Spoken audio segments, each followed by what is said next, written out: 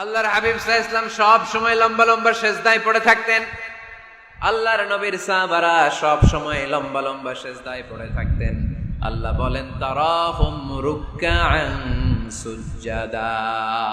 আপনি দেখবেন আল্লাহর নবীর সাহাবারা আবু বকর, ওমর, উসমান, আলী রাদিয়াল্লাহু তাআলা আনহুম আজমাইন, তাদের স্বভাব ছিল বিপদে পড়লেই লম্বা লম্বা সেজদায় পড়ে যেতে। এক সাহাবী এসে বললেন, ইয়া রাসূলুল্লাহ আল্লিমনি আমালান ইযা আমিলতুহু ইউদখিলুনিল জান্নাহ। আপনি আমারে এমন একটা আমল শিখায়া দেন যে আমল করলে আল্লাহ আমারে জান্নাতে ঢুকায় দিবে। আল্লাহর হাবিব সাল্লাল্লাহু আলাইহি ওয়াসাল্লাম বললেন, আলাইকা বিকাসরাতি সুজুদ। তোমার উচিত বেশি বেশি আল্লাহর জন্য সেজদায় লুটিয়ে পড়া। বেশি বেশি সেজদায় লুটিয়ে পড়লে ওই সেজদাকারীর জন্য জান্নাতকে ওয়াজিব করে দেয় কে? কিয়ামতের ময়দানে আল্লাহ বলবেন, ও আমার বান্দারা আমারে সেজদা দিয়ে দেখা। কারা কারা দুনিয়াতে সেজদা দিয়েছিলি, আজকে এই কিয়ামতের ময়দানে আমারে সেজদা দিয়ে দেখা। আমরা যারা দুনিয়ার বুকে সেজদা দিয়েছি, আমরা আল্লাহু আকবার বলে সেজদায় লুটিয়ে পড়ব। আলহামদুলিল্লাহ পড়েন। আর যারা দুনিয়ার বুকে সেজদা দেয় নাই, মসজিদে যায় নাই, সেজদাকারীদের সাথে আন্দোলন করে নাই, তারা সেদিন অনেক চেষ্টা করেও তাদের পিঠটারে বাঁকা করতে পারবে না। তাদের পিঠটারে সেই দিন লোহার মতো শক্ত করে দিবে কে?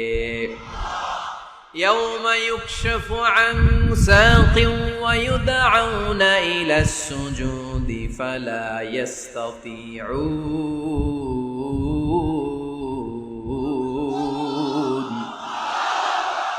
সেদিন আল্লাহ তাআলা উনার পায়ের গোছা উন্মুক্ত করবেন, পায়ের গোছা দেখাবেন আর বলবেন, সেজদা দাও, সেজদা দাও। কারা দুনিয়াতে সেজদা দিয়েছো এখনই টের পাওয়া যাবে। আমরা আল্লাহু আকবার বলে সেজদায় লুটিয়ে পড়বো। কিন্তু যারা দুনিয়ায় সেজদা দেয় নাই, এরা অনেক চেষ্টা করো পিঠটারে বাঁকাই করতে পারবে না। সেজদাতে দূরের কথা, এদের পিঠটারে লোহার রডের মতো শক্ত করে দিবে কে? এই দুনিয়াতে আমরা খালি চোখে যা দেখি সব কিছু সেজদা করে কারে? সূরার রহমানে আল্লাহ বললেন, ওয়ান নাজমু ওয়াশ-শাজারু ইয়াসজুদান। আকাশের তারকারাজি আর জমিনের বৃক্ষরাজি সব কিছু সেজদা দেয় একজন রে, তিনি কে? আকাশের তারাগুলো সেজদা দেয় কারে? এই গাছপালাগুলো সেজদা দেয় কারে? দেখছেন কোনদিন? দেখেন নাই? ওই চোখ আমাদের নাই, তাই আমরা দেখি না। এই পৃথিবীর সবকিছু জিকির করে আল্লাহ, কিন্তু এই কান আমাদের নাই, এজন্য আমাদের কান দিয়ে আমরা শুনি না। রব্বুল আলামিন বলেন, ওয়া ইম মিন শাইইন ইল্লা ইউসাব্বিহু বিহামদিহি ওয়ালাকিন লা তাফকাহুনা তাসবিহাহুম। নবমণ্ডল ভূমণ্ডল যেখানেই যেটা থাকে না সব কিছু জিকির করে কার? এই যে আকাশের পাখিগুলো উড়ে বেড়ায়, পাখিগুলো জিকির করে কার? নদী নালা জিকির করে কার? সাগর মহাসাগর জিকির করে কার? ওয়া ইম মিন শাইইন ইল্লা ইউসাব্বিহু বিহামদিহি ওয়ালাকিন লা তাফকাহুনা তাসবিহাহুম। পৃথিবীতে যা দেখো খালি চোখে সব কিছু আল্লাহর তাসবিহ পড়ে, সব আল্লাহর জিকির করে, সব আল্লাহর সেজদা দেয়। ওয়ান নাজমু ওয়াশ-শাজারু ইয়াসজুদান। আকাশের তারা, দুনিয়ার বৃক্ষরাজি সেজদা দেয় একটা সত্তাকে, তিনি কে? অস্ট্রেলিয়ায় একটা শহর আছে সিডনি। সিডনিতে একটা জঙ্গল আছে, ওই জঙ্গলে একটা গাছ মানুষের মতো করে টু দ্য ডাইরেকশন অফ কিবলা, কেবলামুখী হয়ে এখনো রুকু দিয়ে আছে। সুবহানাল্লাহ পড়তে পারলেন না আওয়াজ করে? অনেক ক্যালেন্ডারে ছবিটা দেখা যায়, পেপার কাটিং আমি দেখেছি। একেবারে মানুষের মতো গাছটা। এটা এমন ভাবে বড় হয়েছে, এটা বড় হয়ে এমন ভাবে বেন্ড করেছে, মাথাটা বাঁকা হয়ে টু দ্য ডাইরেকশন অফ কিবলা, কেবলামুখী হয়ে রুকু করে আছে। অনেক গাছ আছে সেজদা করে আছে। গোটা বিশ্বের যা কিছু দেখা যায় সব কিছু সেজদায় লুটিয়ে পড়ে কার জন্যে? সবকিছু জিকির করে কার? ওই কান আমাদের নাই, তাই আমরা শুনি না। ওই চোখ আমাদের নাই, তাই আমরা দেখি না। কিন্তু মহাবিশ্বের সবকিছু সেজদা করে কারে? এজন্য আমরাও সেজদা করতে চাই একজনকে। চিল্লায় বলেন, তিনি কে? আমরা মসজিদে একটা সেজদা দেব, আবার মাজারে যে আর একটা দেব। হ্যাঁ, সমস্যা কি? সব জায়গায় দিলাম, মসজিদেও কিছু দিলাম, মাজারেও কিছু দিলাম। কুমিল্লার ভাইয়েরা আওয়াজ করে উত্তর দাও, মুসলমান সেজদায় কোনো ভাগাভাগি চলে? আল্লাহর রাজত্বে কোনো ভাগাভাগি আছে? সেজদা চলবে একজনের জন্য, তিনি কে? এই কপালটারে সৃষ্টি করেছে কে? আমার দেহটারে তৈরি করেছে কে? আমার এই কপাল দিয়ে সেজদা পাওয়ার উপযুক্ত একটাই সত্তা, চিল্লায় বলো মুসলমান, তিনি কে? মনে থাকবে? আল্লাহ ছাড়া অন্য জায়গায় সেজদা দিবেন? মাজারে সেজদা দিবেন? বাজারে সেজদা দিবেন? সেজদা দিবেন কারে? সেজদা দিলেই লাভ, সেজদা দিলেই। তাহলে কোরআন আমাদেরকে শিখালো ওয়াসজুদ ওয়াকতারিব, prostrate and be closer to me. তোমরা না আল্লাহর কাছে যেতে চাও? তোমরা না আল্লাহর নৈকট্য প্রাপ্ত বান্দা হতে চাও? তোমরা না আল্লাহর কাছের মাহবুব পেয়ারা বান্দা হতে চাও? তাহলে সেজদায় লুটিয়ে পড়ো, সেজদায় লুটিয়ে পড়ো। আল্লাহ তাআলা তোমাদেরকে কাছে টেনে নেবে। আওয়াজ তুলে বলেন ঠিক কিনা? একটা সেজদা, একটা সেজদা, একটা সেজদার আদেশকে অমান্য করার কারণে ইবলিস জাহান্নামীদের সর্দার। চিল্লায় বলেন ঠিক কিনা? ওয়া ইয কুলনা লিল মালাইকাতি ইসজুদু লিআদম ফাসাজাদু ইল্লা ইবলিস আবা ওয়াস্তাকবারা ওয়া কানা মিনাল কাফিরিন। আল্লাহ বললেন, ও ফেরেশতাকুল সবাই আমার আদেশ মোতাবেক আদমকে সেজদা করো। সবাই সেজদা করলো, একজন ছাড়া, সে কে? আরো জোরে বলেন কি নাম? আবা, অস্বীকার করলো, ওয়াস্তাকবার, অহংকার দেখালো, ওয়া কানা মিনাল কাফিরিন, কাফেরদের অন্তর্ভুক্ত হলো, জাহান্নামীদের সর্দার হলো। কয়টা সেজদার আদেশ? আওয়াজ করে বলেন, কয়টা সেজদার আদেশ অমান্য করছে? সেজদা কয়টা দেয় নাই? আপনি দেন নাই কয়টা? হ্যাঁ, আমরা দেই নাই কয়টা? এক সেজদা না দিয়া জাহান্নামীদের লিডার। আমরা সেজদা মিস করছি কয়টা? কয়টা? মুসলমান সেজদায় লুটিয়ে পড়তে হবে একজনের খুশির জন্য, তিনি কে? তাহলে কোরআনকে যে প্রশ্ন করেছি, কোরআন সব উত্তর দিয়ে ফেললো। কোরআন আমাদেরকে জানিয়ে দিল, তোমরা সবাই আল্লাহর নৈকট্য প্রাপ্ত বান্দা হতে চাও, আল্লাহর কাছের বান্দা হতে চাও, তাহলে ওয়াসজুদ কি করো?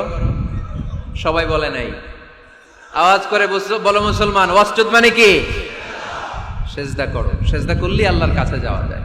মনের যত জ্বালা যন্ত্রণা দুঃখ ব্যথা আপনি সেজদায় পড়ে আল্লাহরে বলেন। কোনো ভায়া লাগবে না, কোনো মিডিয়া লাগে না, কোনো সিরিয়াল লাগে না, কোনো অ্যাপয়েন্টমেন্ট লাগে না। ডাকতে দেরি, ডাকে সাড়া দিতে দেরি হয় না। তাহলে কোরআনের আলোকে আজকে আমরা জেনে গেলাম আল্লাহর কাছে যেতে হলে সেজদায় লুটিয়ে পড়তে হয়। এবার আমরা সুন্নাহর আলোকে জানার চেষ্টা করব কি করে আল্লাহর কাছে যেতে হয়।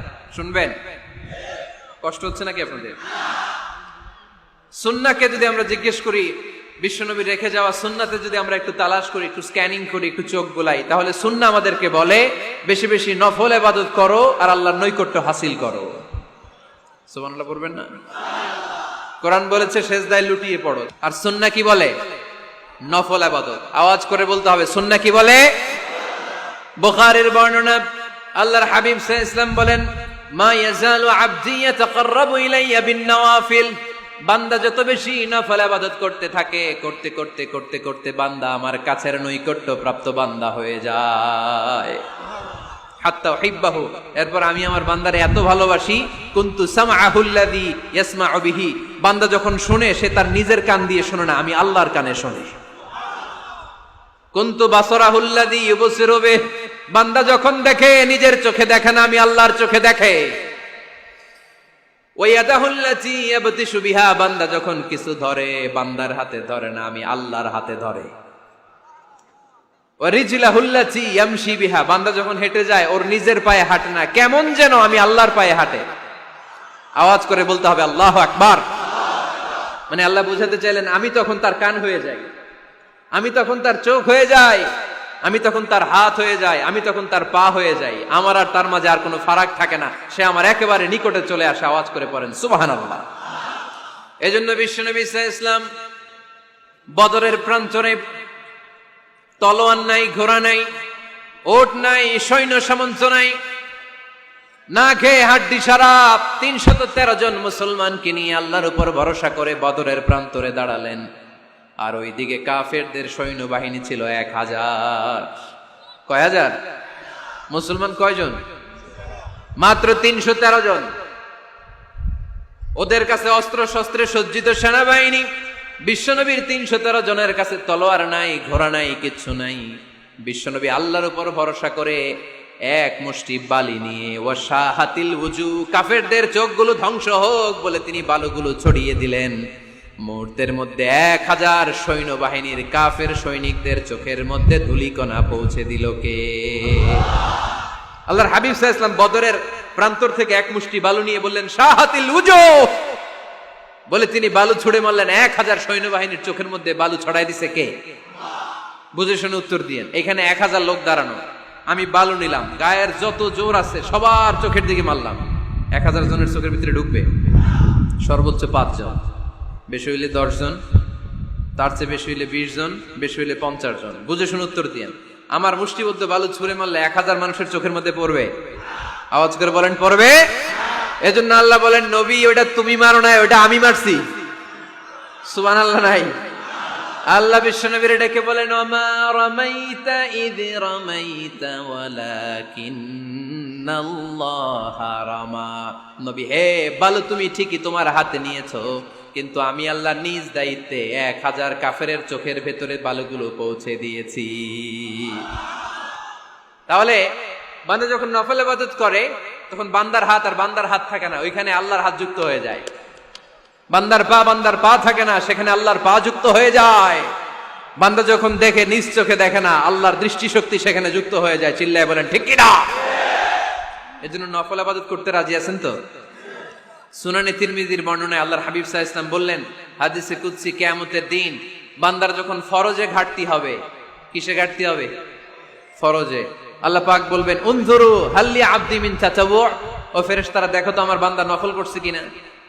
ফরজে যেহেতু তার ঘাটতি, দেখো তো আমার বান্দার কোনো নফল ইবাদত আছে কিনা। ফেরেশতারা বলবে আছে। আল্লাহ বলবেন, তাহলে ফরজ গুলার যেহেতু ঘাটতি, নফল থেকে কিছু এনে ফরজে বসাই দিয়ে ওগুলোর ফরজ বানায় দাও। এজন্য নফল ইবাদতের দরকার আছে না নাই? ফরজ তো করাই লাগবে, এটা কম্পালসারি, এটার মাফ নাই, এটা অব্লিগেটরি। নফল করে আল্লাহর কাছে যাওয়া যায়। নফল হচ্ছে ওভারটাইম। নফল ইবাদত কেমন? আওয়াজ করে বলেন। তাহলে কোরআনের আলোকে আমরা জানলাম যে আল্লাহর কাছে যেতে হলে কি করতে হয়? সেজদা দিতে হয়।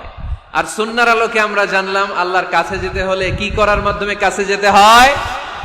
আওয়াজ করে বলেন। নফল ইবাদত করতে রাজি আছেন সবাই? সবচাইতে শ্রেষ্ঠ নফল ইবাদত হচ্ছে কোরআনের তেলাওয়াত, ঠিক কি না?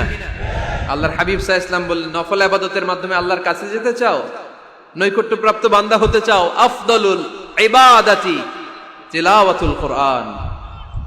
সবচাইতে যত নফল ইবাদতের লিস্ট হতে পারে, এই লিস্টে র‍্যাঙ্কিং এ 1 নাম্বার থাকবে কোরআনের তেলাওয়াত। এই কোরআন তেলাওয়াত করতে রাজি আছেন তো? আমার হাতে যে কিতাবটার নাম কি? সবাই বলতে পারেন নাই?